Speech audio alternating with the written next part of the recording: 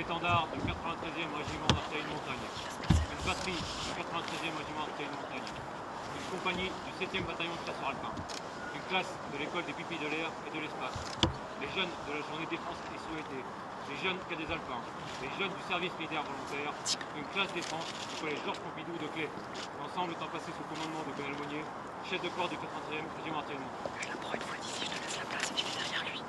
Ouais, tu veux dire quoi, la piste? Ouais, fais ça.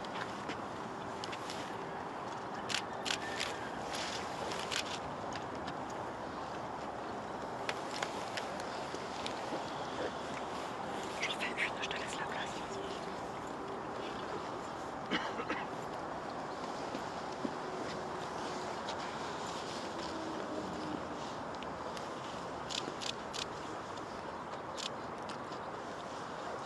Attention pour les couleurs. Prêt, mon colonel? Envoyez.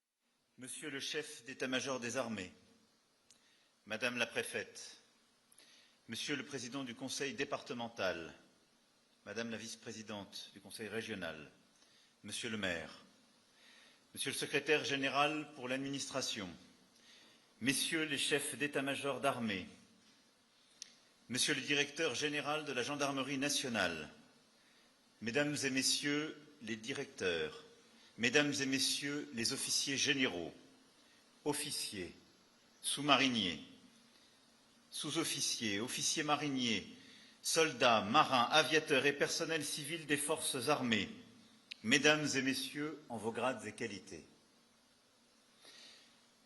Étant à vos côtés en ce jour, je veux avant tout m'incliner respectueusement devant la mémoire du caporal Jimmy Gosselin, sa famille et ses frères d'armes du 7e bataillon de chasseurs alpins. Comme nous n'oublions aucun de vos frères d'armes morts pour la France le 26 novembre 2019 au Mali. Aucun. Je suis venu ici, à Vars, au sein de la 25e brigade d'infanterie de montagne, où tous ont choisi de faire bloc autour des armées et des initiatives nationales et locales en faveur de l'engagement de la jeunesse. Parce que nos armées sont celles de la République, parce que notre jeunesse est le trésor de la France, parce que la jeunesse aspire à la liberté et a soif d'engagement. Je veux saluer les jeunes qui sont là nombreux, jeunes des classes et lycées engagés, lycéens de l'école des pupilles de l'air et de l'espace de Grenoble, jeunes cadets alpins, escadrille Air Jeunesse de Grenoble, jeunes qui est aujourd'hui appelés et participés à la journée défense et citoyenneté, ou engagés dans la réserve opérationnelle, engagés dans l'armée d'active. Tous et toutes. Vous incarnez la jeunesse de France qui se tient prête, qui se tient debout, qui vibre au son de la Marseillaise, qui n'a pas peur de s'engager pour les autres, qui est fier de son pays, des valeurs républicaines qu'il incarne. Oui, notre jeunesse a soif d'engagement. Il existe une génération prête à se lever pour la patrie. Notre armée est le cadre naturel d'expression de ce besoin de servir. Notre nation sera forte si notre jeunesse est unie autour de nos valeurs. Ne demandons pas comment notre jeunesse peut être utile à la nation. Offrons-lui un idéal en même temps que cette liberté de le servir. En En janvier dernier, lors de mes vœux aux armées, je rappelais l'attention que je porte depuis le premier jour de mon premier mandat aux forces morales de notre nation, à sa capacité à se tenir prête. Et face à l'accélération des périls, je demandais au ministre des Armées et au chef d'état-major des armées de formuler des propositions pour donner à notre jeunesse le choix de servir en renforçant les rangs de nos armées. La veille du 14 juillet, devant nos armées réunies à l'hôtel de Brienne et qui s'apprêtaient à défiler sur la plus belle avenue du monde, j'annonçais aux Français qu'un nouveau cadre pour servir au sein des armées serait décidé à l'automne. Nous y sommes. Le président Jacques Chirac avait pris la décision en 1996 de suspendre le service national obligatoire universel. La fin de la guerre froide avait rendu inutile un modèle de masse et nécessaire le besoin d'une armée professionnelle et plus réactive. Au fil du temps, dans les années 90, le service national était devenu ni véritablement universel, ni véritablement équitable.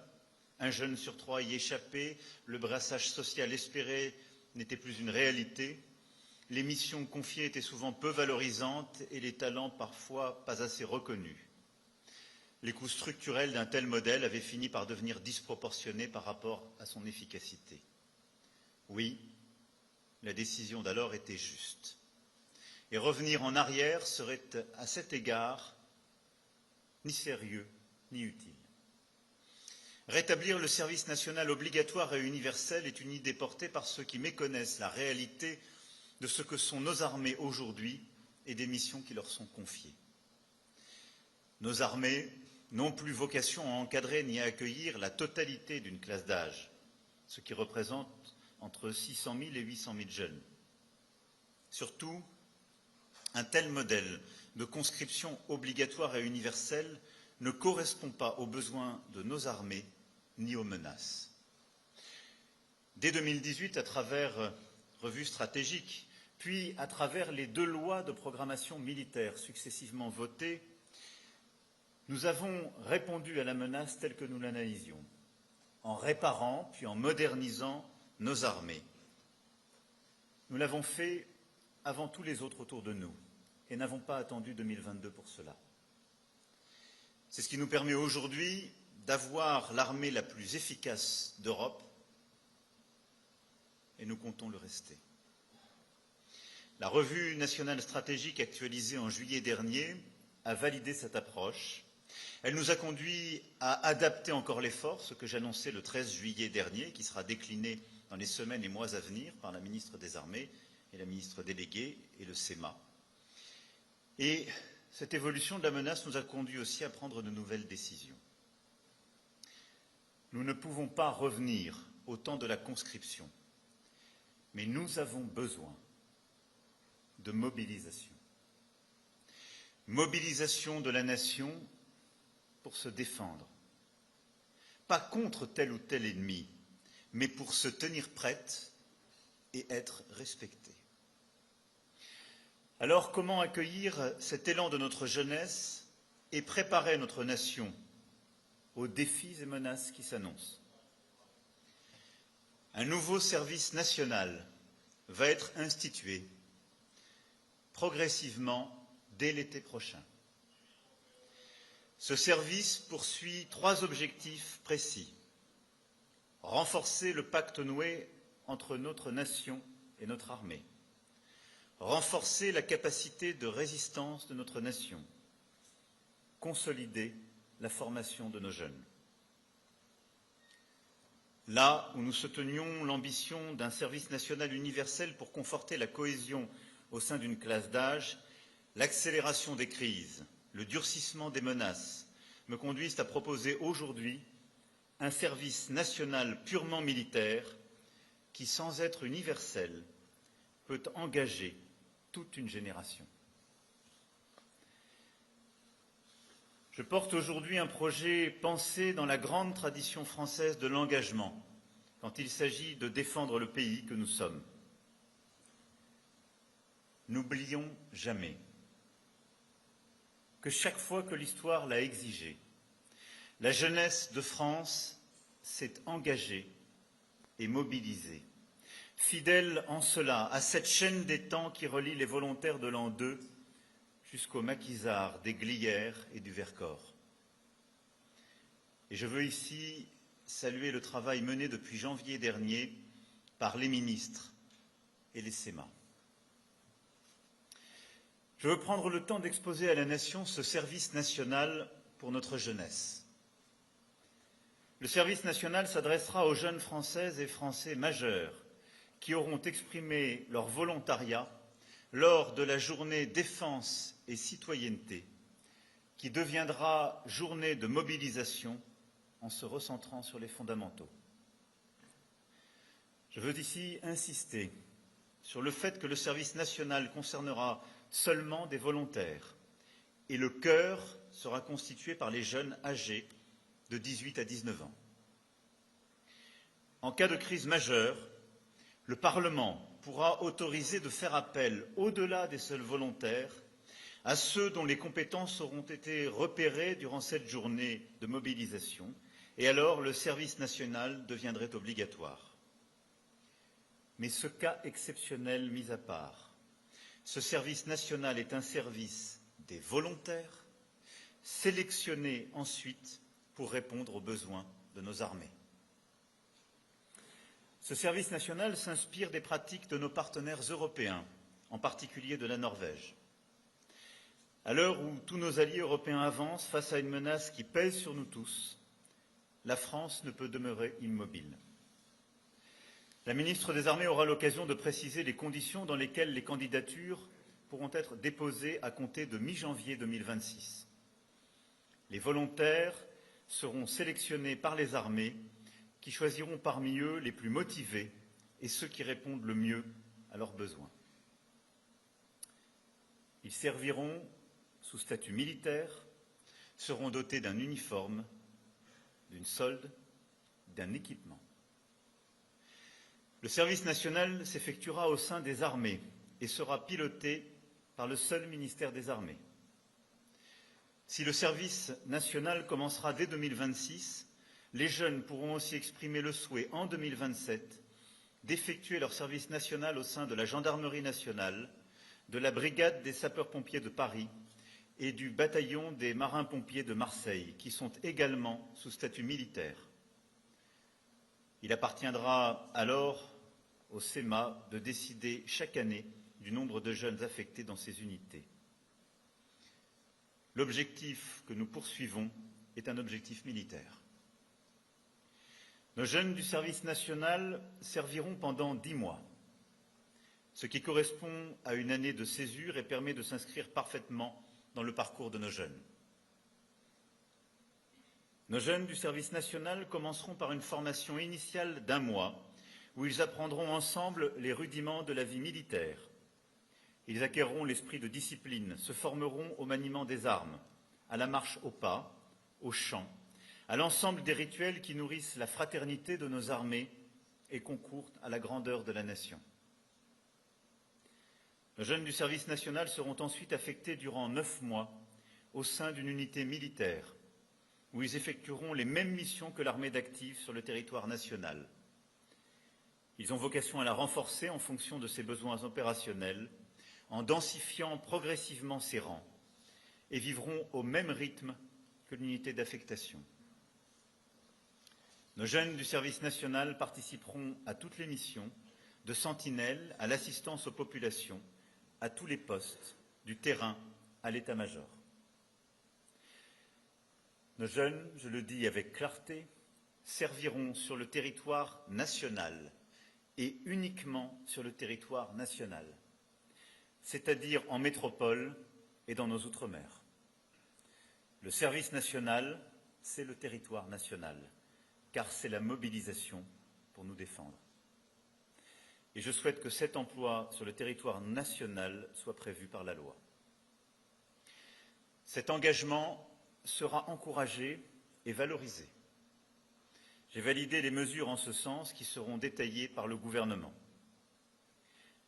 Après le service national, les jeunes pourront poursuivre leurs études ou se lancer dans la vie professionnelle civile, tout tout en intégrant la réserve opérationnelle. Ils seront accompagnés par les armées s'ils recherchent un emploi. Pour ceux qui le souhaitent, ils pourront rejoindre l'armée d'active en s'engageant et leur expérience acquise sera valorisée. Ainsi, nos armées bénéficieront dans la nation de jeunes Françaises et de jeunes Français dont les motivations auront été repérées, l'engagement éprouvé, les compétences exercées. C'est un atout majeur, militaire, moral, civique et républicain. C'est un acte de confiance dans notre jeunesse. Un modèle hybride d'armée va bel et bien apparaître, qui correspond aux menaces et aux risques qui sont devant nous, rassemblant des jeunes du service national, des réservistes et l'armée d'active. Ce nouveau modèle d'armée aura un noyau dur, un socle, une armée d'active que nous avons renforcée, consolidée, mieux équipée, que nous connaissons depuis la fin des années 90, complétée de professionnels de la réserve, de près de 45 000 aujourd'hui et que nous porterons à 80 000 en 2030. Mais elle aura aussi un appui en profondeur, au cœur de la nation, cette nouvelle force issue de la jeunesse, cette nouvelle force issue du service national. Dans ce monde incertain, c'est ce modèle hybride, prêt à toutes les bascules, qui doit s'imposer. Ce modèle permettra de renforcer nos capacités, de donner une nouvelle épaisseur aux armées et à la jeunesse, de diffuser l'esprit de défense, d'endurcir l'esprit de résistance de la nation. Ce service national ne peut avoir du sens que s'il a de l'ampleur. Le service national va débuter à l'été 2026 et nous augmenterons progressivement les effectifs. 3 000 jeunes seront choisis pour effectuer le service national à l'été 2026 et les promotions augmenteront progressivement pour atteindre 10 000 jeunes incorporés en 2030. L'ambition que je porte pour la France est d'atteindre 50 000 jeunes en 2035. Ceci sera à adapter en fonction de l'évolution de la menace.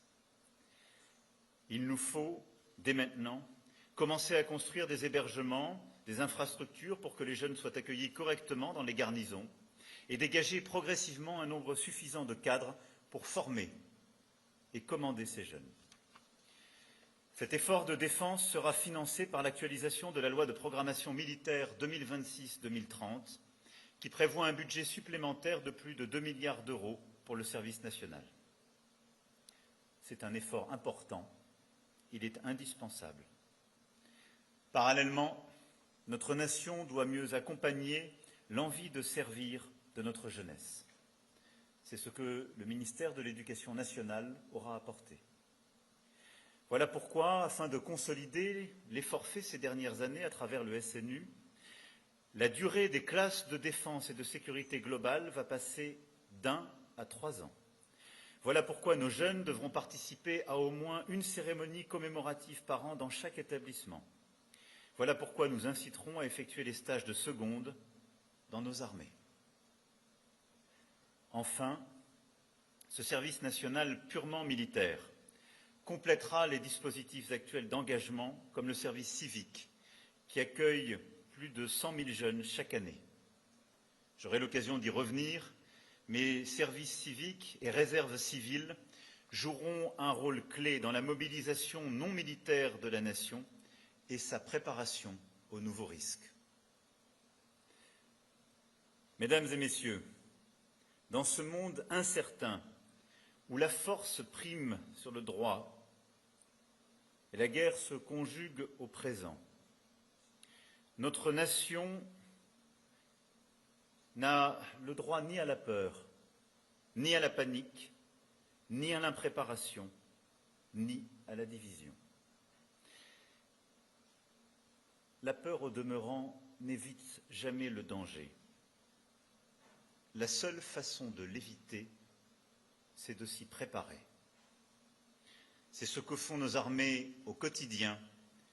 Elles le feront demain plus encore. Le service national sera utile aux jeunes, aux armées et à la nation qui disposera donc de cette armée régénérée, une armée complète, une armée efficace et modernisée, capable de faire face aux risques dans tous les espaces, une armée avec un cœur actif et une jeunesse formée et sélectionnée. Voilà ce que nous devons viser, et nous le ferons dès l'été prochain. Je parle ici devant des unités combattantes qui, comme tant d'autres, n'ont jamais peur d'avancer vers les sommets. C'est à la nation d'emprunter aujourd'hui cette voie des sommets. Elle y est prête, je le sais. Vive la République, vive la France.